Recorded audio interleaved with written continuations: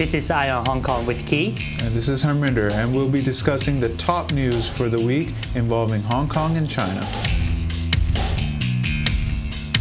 And welcome back to the second half. And of course, as promised, we have our very special guest, Audrey Eu from the Civic Party, the chairperson of the Civic Party. Talk about the crazy stuff, you said. And we'll talk about the crazy stuff. Why do you invite me to talk about crazy stuff? You know I'm what? not a crazy person. You know? Considering that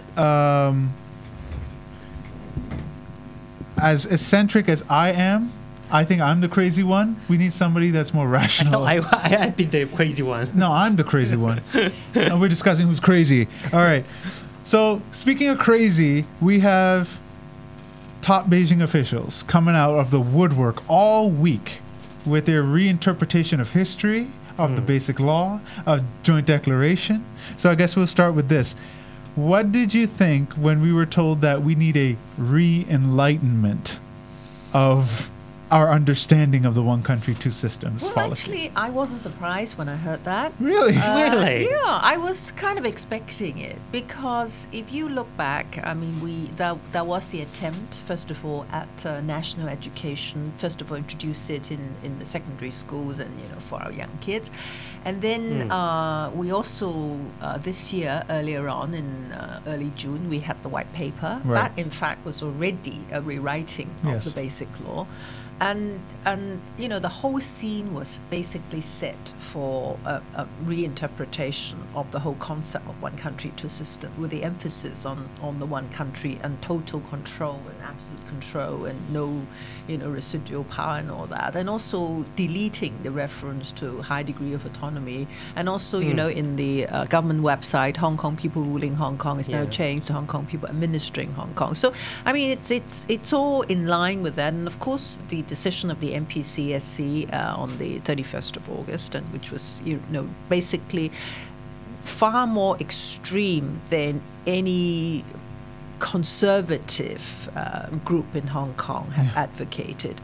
So all this is really paving the way to telling Hong Kong people that, look, I mean, our concept of one country is wrong, that patriotism basically means loving not your country but the Communist Party, and one country, two system basically means the two system is whatever the one country decides you can have. And so I mean all this is the re-education and the re-enlightening. So I was kind of expecting it, and also I think the enlightenment is not this time is not about education, because well it's not totally about education, it's partly about education. We said it was more like we were worried that they'd stick us into trains and send us to a camp for re-education. I mean, when communists say re-enlightenment, it doesn't mean a good thing. Well, yeah, I think one thing they will try, obviously, is through the schools and change the curriculum. Particularly, I mean, they've been blaming liberal education for the umbrella movement and all that.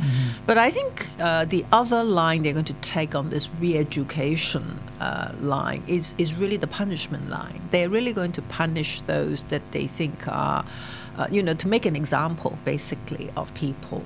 So, for example, scholarism, they've been, very active, and now all these people who associated with scholarism were not allowed into mainland China, and today, I mean, going to Macau, I mean, this 1-year-old boy was not allowed to go to Macau because his name or somehow the sound of his name resembles the name of some politician or whatever it was. Sounds like a US no-fly list. So 1-year-old baby was not allowed into Macau. I mean, all this, it's really to make an example of people they say, or Beijing thinks not really towing the party line. It's funny you mentioned that they're going after the younger people through education, and that Xi Jinping, president today, said he urged the Macau government to strengthen education for the younger generation to safeguard patriotism. I mean, now it's all about patriotism, nationalism. And stability. And stability. Yeah. What is behind that? Why suddenly it's all about these three things and nothing else. Because I think with any autocratic regime, that's the sort of hard line they take because they're worried about power. When you think of Xi Jinping and his power struggle with Jiang Zemin and also Zhou Wenkang and also you remember Bo Xilai, all that. I mean, they in the Communist Party, it's always about power struggle, and because everybody is corrupt, and then if you're not in power, then you can't protect yourself and your gang, and therefore you have to stay in power, and so they always look at governance in this kind of way, and that's why stability. Nationalism, patriotism, it's actually all about how to secure the continuous staying in power of the Communist Party and whoever is your clique or your faction or your gang. And is that why people like Raymond Tam, Maria Tam, everybody from the SAR government is suddenly all in line with this new reinterpretation of everything? Are they just trying to secure their future positions in the country, or do they really believe in this nonsense? Well, I think one of the things that I've discovered, for example, before I came to your program, I attended a forum just from 2 to 4:30, and yesterday I attended another forum from 2, from I think 6 or 7 to about 9-ish, that sort of thing. And it's all organized by the universities. And they try very hard to invite pro-establishment guests because they want to sort of balance out the views. They always say, I'm a neutral, organization, a student body, and we want to introduce balanced views. But it's very difficult for them to invite pro-establishment guests. And did anybody show up? Yesterday we had Po Jie, and today we had Liu Monghong, but he was actually speaking much more democratically than a Democrat. They're more moderate than any. He changed a lot. In fact, I mean, at the end of his speech, one of the students asked, would you run in an election? Would you run in LegCo? And he says, well, it really all depends on what the people think. And of course, everybody clapped, So, I mean, that's a sign of, how liberal he was. Right. And I mean, in answering your question about whether these people believe in Maria Tam or Raymond Tam believe in what they say, I think that's, in fact, a sign, isn't it? Because if you believe in what you say, then you wouldn't mind attending forums and talking to people, explaining to people. Because when they're confronted with these questions, they seem to be either they repeat the same line, but if they're asked to change it, they say the most weirdest stuff. Like Leung Chun-ying CY Leung has proved that when he's put on the spot, he says the truth, and it's not good. I find that if they believe in something, then they can always argue and explain and try to convince and persuade. But it's because to them it's something, it's a line they have to toe. So that's why it's very difficult actually to ask some of these people to explain to you logically what exactly they mean. I mean, most they can say is, well, the country knows best. I mean, they have all the information, and if they say so, then it's got to be right. And so, I mean, when they talk about stability, they will say, well, foreign powers are controlling all these, pulling the strings. They always want the Communist Party to fail. They always want the PRC government to fail, and that's why. Where's the proof? That's the thing. Where's the proof? Well, they say, well, the government knows. That's the whole point. So umbrella movement, they say, well, because it's engineered, pulled strings by foreign governments. But since the occupiers already ended, so what should we do when the government or the PRC trying to be tough to us and trying to change things, and I mean pushing us these national education to us, and what can Hong Kong people do? Well, I think in a way that's the question the Hong Kong people have to ask, ourselves. It's not just in relation to this re-enlightenment or re-education. It's also, to me, this thing about real or genuine universal suffrage and whether we are really going to be given a choice in elections. And really, one country, two systems, whether it really means high degree of autonomy. To me, it's one and the same thing. It's really about Hong Kong people, Hong Kong identity. What actually do we want? And how much are we willing to pay for what we want? Because, to me, there are only two lines. I mean, either you say, look, the communist government is so huge, it's so powerful, there's nothing I can do because they're never going to change. Then you just give in, you submit. And that's the line you're going to take. Alternatively, you say, look, if the government undermines the rule of law, if they do selective prosecution, if they take away my right of nomination, if they are being unfair and unjust in terms of functional constituencies and all that, and if they want to tighten my freedom in terms of re-enlighten me, re-educating me, putting me in camps, or punishing me in terms of not letting me do this, that, and the other, or going to Macau, going to mainland, then I'm going to fight for it. Then you have to ask yourself, well, to what lengths would you go? For example, would you be willing to be arrested? Would you be willing to commit civil disobedience? Would you be willing to stick up in the yellow umbrella in the middle of a very solemn occasion and present your protest in a peaceful way or not? I mean, to me, the umbrella movement is a paradigm shift in terms of you basically have to choose. I mean, a lot of people say, oh, well, they support democracy, but they just don't support your way of trying to get democracy because they don't think this is going to get it. Well, then how is it going to get it? Because if you just wait for it to be given to you by the Communist Party, I mean, I think that events tell you, particularly all these things that's happened this year, from the white paper to all these officials telling you have to be re-educated on the concept of one country, two systems.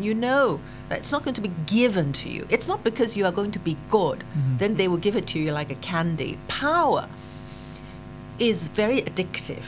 People who climb to power in this way in the Communist Party they're not going to give Hong Kong genuine universal suffrage, and so either you have to fight for it or you just take whatever you are given, and that's the pocket it first line. The pocket it first line is, pocket it first if you saw something in the future. Problem is that most likely it'll fall within this strict line that they've given to us from August 31st. What's the most they can do? Oh, we'll expand the nominating committee from 12 under to 16. That's still nonsense. And as you say, you have to say, how much are you willing to fight? Of course, you don't have to all be out in the streets. You can be online. You can write articles. Look what we're doing. We have our show. Before this, a lot happened in 1 year than has in the last 17. So that really accelerated a lot of people to either take a stance. Are you going to fight, or are you going to sit down and watch the world go by and you'll just adapt? Yeah. But one day you can't adapt whatsoever because they're hauling you off. That's how it has always been throughout history. And that's what we're worried about, and that's why we speak out against it. One thing you said is about being arrested. You were arrested on the last day of the clearance of the Admiralty Occupy area. How was that experience? Well, it was not a pleasant experience. We didn't expect it to be. I can tell you. Yeah. Was it your first time being arrested? Of course. It's quite funny. Yeah. It's very strange watching certain people. You're like, that doesn't look right, being hauled away by police, but okay, I still support what they do. But anything when you... How long were you kept in the police station? 10 hours. 10 hours. And just processed you, and that's it? Did they torture you like torture other arrested people? Because some people complain that the policemen, they wouldn't give them lunchbox. They would just turn on turn on the fan, and when it's very cold. Did they do it to you too? Well, it was very cold. It was not. It was a compound for the parking of police vans, so it was quite cold, and we were there for 10 hours. But I don't think they meant this as a form of torture. I mean, the weather just happened to be quite cold. we actually, compared to a lot of other arrested people, I think my number, but basically, by the way, is 35, because every arrested person has a plastic bracelet, and my number so is number AP, 35. AP35. So every time you go through, in and out, you go to the loo or whatever Yeah. it was, you have to go through the duty officer, and you have to give your number, AP35, and same when you come back. I don't think they meant in any way to ill-treat me, and actually I was I think our group, there were 58 of us, and we were much better treated, I think, than ordinary people who were arrested in police stations. Did you read the report from Reuters about James Toe being followed around? Yeah. Have you experienced anything like he has? I think I'm just too dumb. I didn't realize. I might have been. I just didn't realize. I mean, I told myself every time I said, I should remind myself not to be looking at my iPhone all the time and be watching. Yeah. I mean, like we said in the first half, we said that I think it's time for Pandemocrats to get serious about their online security. I tell you, Harry, we have been surveyed all these years. No doubt. But I think we can take practical measures to... We try to. Yeah. But still... I mean, people are still using Gmail, for goodness sakes, for their email correspondence. I mean, that is the worst thing you can use for security. I mean, there's now secure email. We have our own party server. Sure. And we have a guy who looks after our own party server. And occasionally he tells us that we are under attack and we have to change our password. We have to change our password every 6 weeks, and it's really cumbersome, I tell you. No doubt. But, it's still, we do get hacked, and not much. Not much. But I think with as aggressive as the PRC government is getting in the information war side of things, I expect them to get just as tough with the Pandemocrats on all sides. Yeah, but then the thing we always say is that we're not plotting to overthrow the government. I mean, everything we do is above... But they don't see it that way. Yeah. I know, but everything we do is above board. So if they want to, to hack our email, I mean, we write our email on the basis that they're being hacked. Okay, so they won't find anything on the next week is the big party. That we're going to overthrow the government or anything like that. I know it's a little ridiculous on their side, but I don't know. They're so insecure and paranoid. Paranoid, with themselves that everything is a foreign interference. I mean, I'm using an Apple laptop. There's a foreign interference or something like that. I mean, so ridiculous. What is not foreign interference? How about that definition? I'd like to know that. What would they consider not to be foreign interference? Probably obedience to whatever they say. Going forward with the expected package that will probably be voted down as is, this city is going to be completely ungovernable. I don't care if they put up the most moderate pro-establishment person up there. They are now going to face, the wrath of the Pandemocrats and IONHK. Are the powers that be happy that that's how things will stay, or do you think they will come down with the eventual iron fist saying this city's ungovernable, we are taking over, that's it? First of all, Harry, I think I would be a little bit more cautious. I would not take it for granted that the package would be voted down simply, because the government only needs a few votes to get it through, and there will be a lot of pressure on the Democratic legislators, the Pan-Democrats in IONHK. So the next 3 months or so is quite critical, because already you see public opinion moving and changing, and public opinion in Hong Kong changes all the time. So the percentage for pocket at first is rising, and for vetoing it is reducing, and this will bring the pressure on the Pan Democrats. And this is before the government has done any second round consultation. So the government would roll out its best propaganda, and all the pro-establishment people will be out in force to try to talk to ordinary people and say, look, I mean, it's much better for 5 million people to be voting in the ballot box in a voting station rather than to watch the election on television. So a lot of people will buy into that. Please don't underestimate the opposition. And when I said earlier that, you know, the stark choice is between standing up and fight, which means really almost to the extent of, you know, perhaps having to go to the length of civil disobedience, non-cooperation and all that. And the other is just, you know, laying back and say, giving in and, you know, this is too hard and I want peaceful, quiet environment. And these people would just think that the former is just creating trouble.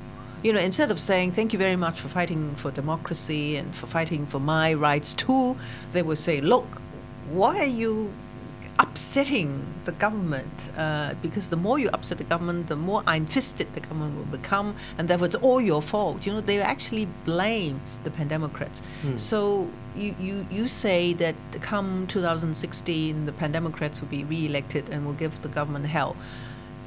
The general assessment of the umbrella movement is that the pan-democratic political parties actually haven't done very well in the democratic in the umbrella movement, because it's the student-led movement, and therefore they actually don't really want the political parties to be too close to them. They don't want to be seen to be really you know, consulting the political parties, and therefore a lot of people will be upset with the political parties for not doing enough to protect the students, or not perhaps, you know, going, you know, aggressive enough. And on the other hand, those who want to give in will blame the Pan Democrats. They say, it's people like you who are occupying the streets, and who, as a result, I have to get up at 5 in the morning, or I have difficulty going to work, it's inconvenient for me, and therefore it's all your fault. So these people will either not vote, or they will vote for the pro-establishment, or they will vote for the very aggressive, you know, the radical element of the pan-democratic camp. And therefore, for the traditional Dems, moderates, I mean, they might not do well in the election. So, I mean, you know, anything can happen. After a big political movement, anything can happen. What about Civic Party? What's the plan for, because coming will be the district council election? Are there any plan? Because it seems that the Pan Dem has done nothing. I never heard anything about any plan for the district council or the coming election. What will you guys do? Well, in fact, for the district council election, we've been planning and we've been preparing it for you know, a number of years. Our district developers been going into the districts, and they have been doing district work. And of course, during the occupation period of the umbrella movement, actually some of them, not all the districts, but some districts actually they face very tough time, because, you know, for example, one of our district developers is in the district which is just right next to Nathan Road and Argyle Street. And of course, you know, people can't go to work, and they have to change buses or whatever, and they keep complaining.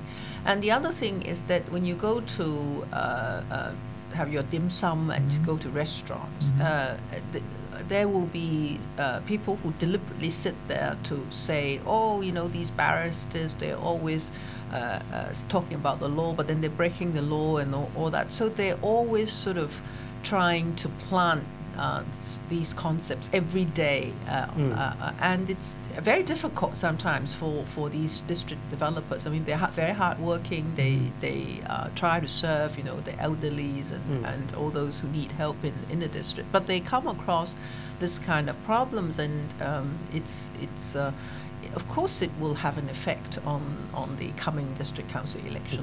The other thing that is an outcome of the umbrella movement is that a lot of young people also approach us and say, well, look, we want to run in the district council election. We don't want the pro-establishment candidate to be returned unopposed, unopposed, and therefore we want to run. And therefore, please, can you try to analyze the situation for us? Which district should I run in? Right. And can we do it as an alliance? Young people, being interested in politics and all that. So this is also another feature that's going to come up. And the thing about you asked me what the Civic Party would be doing is that we do our best. We prepare in the best way we can. We equip ourselves. We work hard, but there are a lot of external forces out there because so many things, may happen. The government may do something. Another pan-democratic airline may do something. The students may do something. And in a way, we're all tied together. And you cannot disown anybody. Because if the students do something, for example, if the students say, we refuse to retreat, you can't say to the students, look, you have to retreat. Because even the students can't be saying that to other people, that you have to retreat. So in a way, our fortunes are tied. And in a way, these things can change and can happen. So you cannot have complete control over the external forces. The only thing you can do is to equip yourself, your own candidates, and do the best in an election and keep explaining to them that, if you really want democracy, then you have to start at the district level. Right. And you have to at least make sure that the government, every time they do consultation, they can't say, we have popular support because all the district council supports us. So I hope that the umbrella movement will make people realize that election is important, organization is important. Of course, your self-initiated action is also very important, but you still need organization, and you still need people in district council elections and legcos and so on.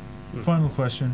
It's going to be the cliche final question. Do you plan to run in LegCo or the CE election?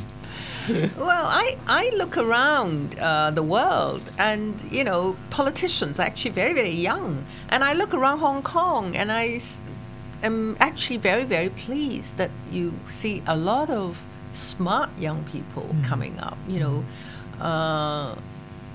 And I feel actually quite hopeful because I look at it in the long run. And I'm I was telling you about the worries that you can have for 2015, 2016. But we have to look at it long term. And one country, two systems.